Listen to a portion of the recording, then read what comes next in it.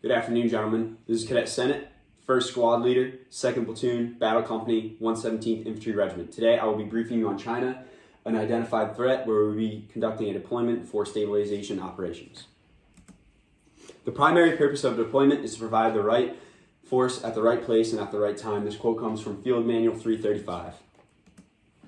So, topics of discussion in this brief. First, I will discuss the threat level of China and why we believe it is so, and then I will go into PNC-PT, and then I will conclude with a brief summarization.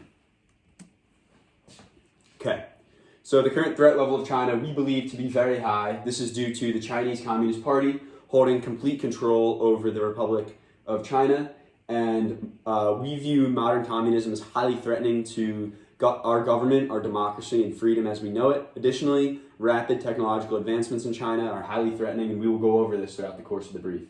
Additionally, China has significant nuclear capabilities, and Jane's database quotes them to be one of the world's most active strategic nuclear and missile weapon programs. So this is very threatening to global and national security.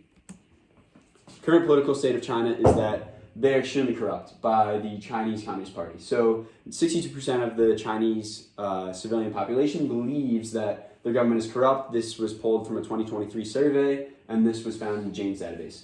So their quote is all power in the people. However, we see that in their conduct and policies, there's no power in the people. So we do not believe that Xi Jinping and Li Qiang are actually in power. It is the Chinese Communist Party. But Xi Jinping is their equivalent to Joe Biden. Li Qiang is kind of like their Kamala Harris. So this is their command team, so to speak. Okay. To compare our military to theirs, to see how it will affect our deployment. So currently in the United States, our military is approximately 1,200,000 in active duty personnel, while the Chinese army is approximately 2 million. However, I do not believe this to be a severe weakness on our part. It might be a strength for us. And rapid militant presence expansion along the South China Sea is leading to highly threatening environment for Taiwan, which China is likely looking to engulf and spread communism to. So this is highly threatening to us as well as other democratic and free states in the world.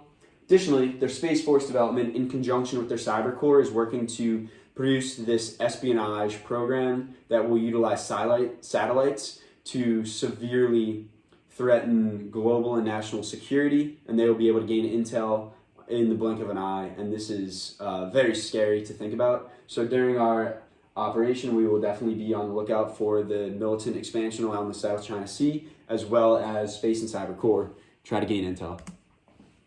Okay, so continuing, the People's Liberation Army is their ground force. This is their Army combat uniform, so we know what to look for, and then I have pulled two quotes from the U.S. Army doctrine of Chinese militant tactics. So China's view of the strategic environment mirrors that of the United States in many ways. So how this will affect our operations is that if we were to potentially engage in combat or a combat scare, their battle drills, their patrol bases, movement tactics are going to be very similar to that of ours.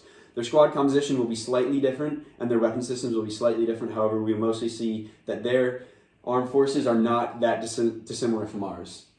Additionally, deception is the activity at the heart of psychology of conviction attacks. So this is a force that will play psychological games, psychological warfare, and this is something we must be on high alert for during our deployment. Now discussing economic considerations. Chinese defense budget in 2023 was 250 billion USD roughly, while the United States defense budget was roughly 850 billion USD. So the US defense budget was nearly 4 times larger than the Chinese defense budget. And where we see this come into play is they have more people, but a way smaller defense budget. So I do believe that they will have worse resources, equipment, worse training, and worse preparation if we were to conduct any combat with them. So I do not think that they would be well prepared. Additionally, there's a large wealth disparity between urban and suburban areas.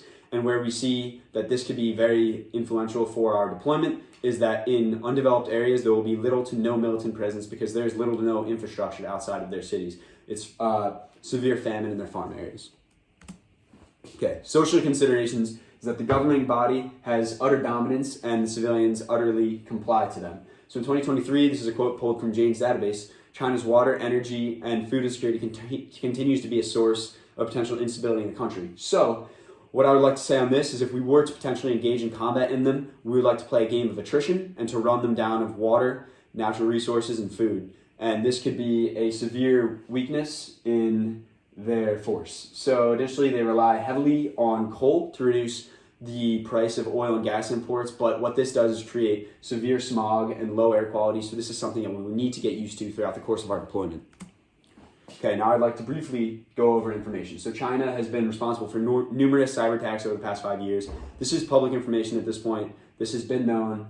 But what I'd really like to talk about is the censorship in China. So the Chinese authorities have banned many news, social media, and search engines. And what I believe this will lead to is the Chinese civilian population not having an accurate representation of what the U.S. Army is, and they may be scared, might not understand who we are, and what we are there to do. So I do not believe that they can be trusted throughout the course of this deployment, and this will severely affect our operations. And yes, so the Chinese Communist Party does own the television network, so severely censored and misinformed. Okay, infrastructure. Super crowded housing in and outside of cities. This creates smog and competition for scarce resources. So the Chinese civilian life is very stifled and oppressed. Additionally, they do have proficient civil engineering according to ATP 7-103. So what this creates is an enormous rail network that can very quickly and efficiently move troops, equipment, and supplies throughout China. However, it has very little to no reach outside of Chinese borders. So this is something to consider. And then, as I spoke on earlier, severely underdeveloped areas will have little to no militant presence. Okay, finally, next I'd like to talk about the physical environment. So they've been decimated by storms over the past 5-10 years, Pacific storms, and this comes from ATP 7-103. So they are kind of in a depleted environmental state. Additionally, their environmental policies are very short-sighted and for short-term economic gain. So their environment is very decimated and stifled. They have overfished, so they have little fish left, and there's severe smog throughout China. So we will need to get used to this low air quality, and like I said before, we could play a game of attrition. Finally, I would like to go over time. There's a zero tolerance policy for lateness in the PLA. This is discussed in the Odin database. Additionally, their standard operating hours are 2 hours longer than that of American. So they have 2 hours more than we do. And their current sunrise is 07:22 and 17:35, which is very similar to America, which is a positive in terms of circadian rhythm, battle rhythm, up-tempo. And we do believe this will be a positive because we will not have to adjust to that. They have less light in the winter, just as we do. Okay, to conclude, currently we believe that China is a high threat, so this will be a high alert stability deployment. And I would like to leave you with this quote from Field Manual 335. One of the more critical pieces during deployment is the knowledge upon which decisions are made. Gentlemen, thank you for listening to this brief. And lastly, Private Snuffy, please back brief me on all the material discussed.